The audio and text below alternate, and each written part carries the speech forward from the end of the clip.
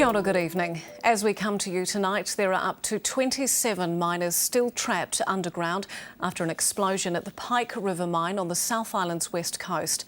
Communications in the area are difficult, so the exact number is uncertain. But we do know that at least 2 miners have been taken to hospital with serious injuries, and there are unconfirmed reports that another 3 may have made it to the surface alive as well. Rescue teams are at the mine, but they may not be able to get into it for some time. Joining us now from Greymouth Hospital, where, as we said, 2 of the miners who have been confirmed to have made it out is Jeff Hampton. Jeff, what's the latest? Sasha, the early stages of the rescue are underway. The specialist mine rescue team's been flown up to the top of the Pike River mine and they've entered the mine through some vents. They've been testing air up there. They've since left the vents and they've come back, and the air is going to be tested to see how dangerous it is, whether they can get further access, because obviously dangerous gases caused the explosion. So it's quite important that they determine what the level of dangerous gases is in the mine, and that's what they've done, and the tests are being done at the moment, so they're working through the night to see whether they can get more people into the mine to try and rescue these miners. OK, Jeff, have you been able to get close to the mine entrance? What sort of activities happening up there?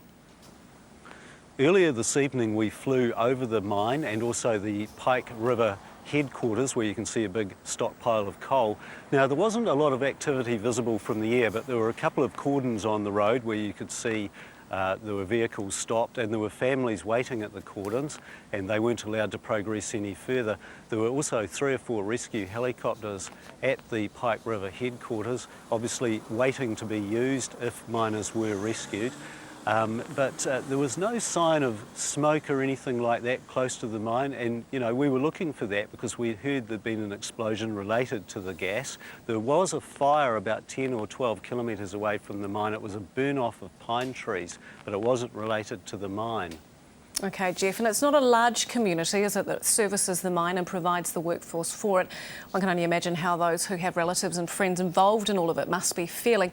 Have you managed to talk to any of them? Yes, well, I've spoken to 1 or 2 people on the phone, but we didn't want to talk to them too long because it's a really trying time for them. Now, these miners and subcontractors who are trapped underground at the moment come from 2 separate communities here. Some come from Greymouth, and a number also come from Reefton, which is more inland. Now, obviously, everyone's feeling for the families of these people because it's such a shock, and they're just, you know, in a state of suspension at the moment because they don't really know what's happening, and the authorities are working hard to try and rescue their loved ones. But most of them obviously didn't want to go on camera. They had other things on their mind, but we spoke to 1 or 2 on the phone. They're a very resilient family, and they are very, very hopeful that things will resolve themselves positively. But I don't think she's really up to speaking at this stage. Yeah, she's just keeping her family together. She's got her mother here, and she's just very keen to hear some good news. Definitely one of our guys is down there because he was on the afternoon shift. All of us are just in shock. I mean, they're not even drinking as much as what they used to. They're just standing there just absolutely dumbfounded. There's plenty of reinforcements coming in to try and get these miners out. There's 20 paramedics coming over from Christchurch. There's a number of rescue helicopters, and the Minister of Mining, Jerry Brownlee, is also heading here, as is the head of the Pike River Coal Company, who's actually based in Christchurch, so he's coming across, and obviously everyone's wishing them the best with the rescue effort. OK, Jeff, thank you. The first issue the rescue team will have to deal with is whether it is even safe for them to enter the mine. This depends on the levels of dangerous gases present underground. Jane Luscombe, 3 News. 3 News reporters and cameras in the city all have dramatic stories to tell that happened right in front of their eyes. Let's go to reporter Jeff Hampton now. And Jeff, tell us about what you saw and experienced today. Well, I was in the office when the quake struck, and it's the worst one I've ever felt. And I understand it was very shallow, and this is why it was so powerful. But there was screaming in the office. I had trouble standing up. The floor felt as though it was like a slippery ice skating rink. You just couldn't stand up. And I actually fell to my knees and went under my desk, and I was really worried the whole building was going to collapse. It was sort of reverberating. You could feel it sort of vibrating, and it just kept on going, and it was like we're on ice, pretty much, and it went for 40 or 50 seconds, and then all the sirens started, as they do after these earthquakes, and we all rushed outside, and people gathered round just to make sure everyone was okay. But then we had to fly into action and go and see what happened in town. There was dust everywhere. There was so much dust, it was like it was obscuring the sun.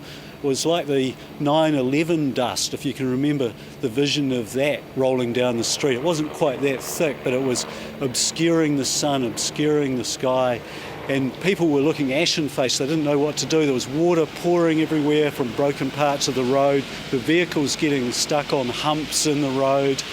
We went into Victoria Square initially, where a lot of office workers gathered for safety reasons because it's slightly away from buildings, but you could see, looking down Colombo Street, my heart sank because I saw the spire of the cathedral had collapsed and there was dust coming from there, and I thought the heart of the city has gone. This is a real shame.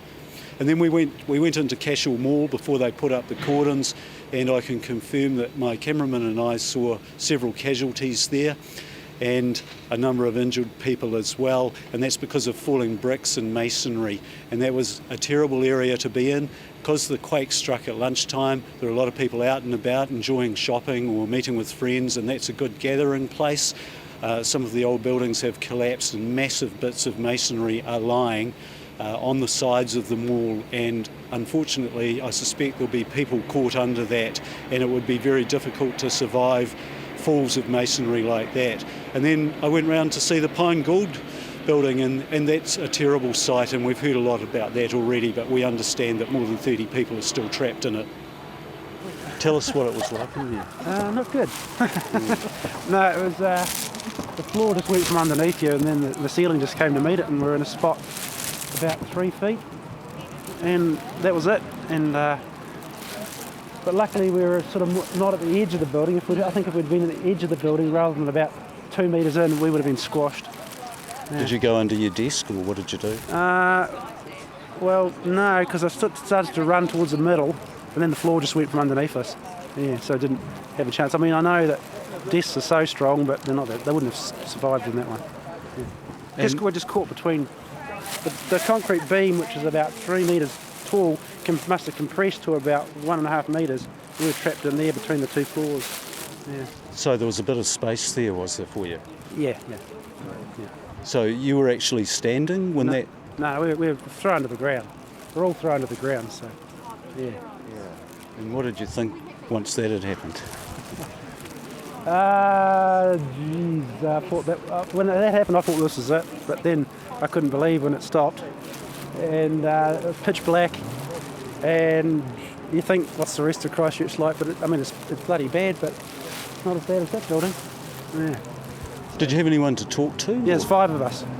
5 of us could all talk. None of us. I think David might have hurt his wrist. I've hurt my back, but we're all okay, so it's good.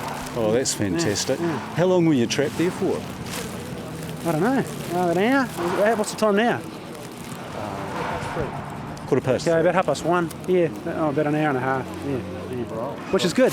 Well, not good, but I thought we'd be there for a long, long time. So, yeah. When did you know rescue was on its way? It was amazing. You could hear that fire engine crane within about, I reckon, 15 minutes. Yeah, brilliant. You're lucky you're near the fire station. Yeah. So when you heard that, did your hopes rise? Yep. We were all talking to each other. So New Zealand's one of the best countries in the world for this sort of thing. So, you know. Does anyone know what magnitude it was? Someone said 6.1. 6.1, very shallow. Yeah, it must have been real shallow. Yeah, it was 5 k's, and it was centred over at Littleton, apparently. Littleton? Oh. Felt like it was in the middle of Cambridge Terrace.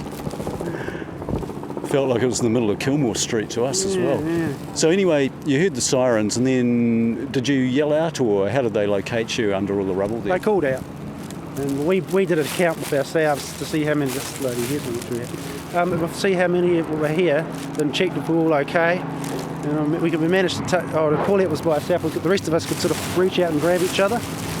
But yeah, so then we realised we're all not too bad. So everybody was all right in your little group anyway? Yeah, thank God, yep. And were you thinking of family and stuff while you were Sure am. I'd like to get hold of them now, but I can't remember the phone numbers. I just know their names, you know. So I don't know the cell phone number. So Wendy McClay's out there. Come and get me. All right, Jeff, I understand the last few minutes the death toll has been revised up. What can you tell us about that? Yes, Alistair, this is very sad news. I understand that Prime Minister John Key has just announced that 65 people have been confirmed dead so far. That's terrible news for Christchurch and for New Zealand, and I'm sure that number's going to rise given that a large number of people are still trapped in the Pine Gould Guinness building just over the back of me, about 150 metres away.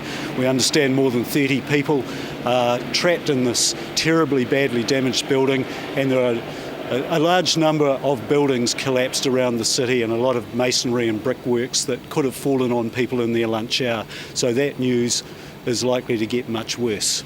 Jeff, we started off our coverage early this afternoon by comparing to last September's earthquake, but comparisons seem almost irrelevant now. Devastation is way worse than the September the 4th quake, and as I said a little bit earlier today, the shake was much shallower. It was 5 kilometres deep instead of 15.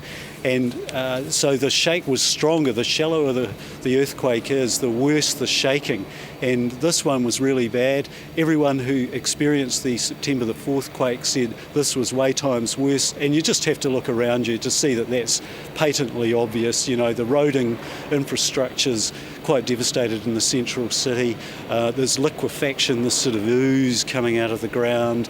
It's quite difficult to get around without getting mud and probably sewerage all over your trousers and shoes. It's difficult to drive vehicles around the city. So physically and visibly it looks way worse and it felt way worse. Jeff Hampton, we're going to leave it there. Thank you so much for your coverage. We may come back to you later.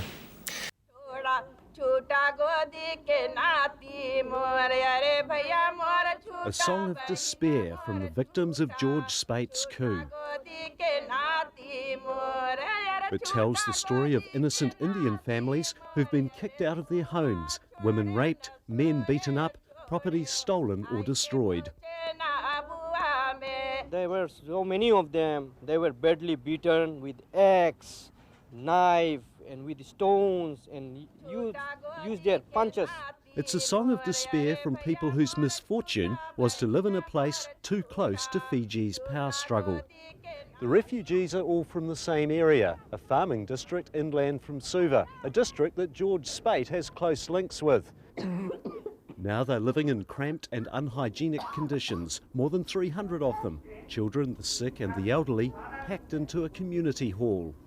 They've got no compensation for their lost farms and shops. They survive off donations from other Indians and Fijians upset at what's happened to them.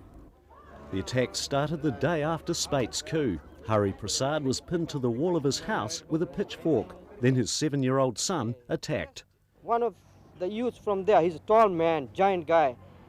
He just picked my son, and he just picked him and lifted him and threw him just about 10 meters inside of my house.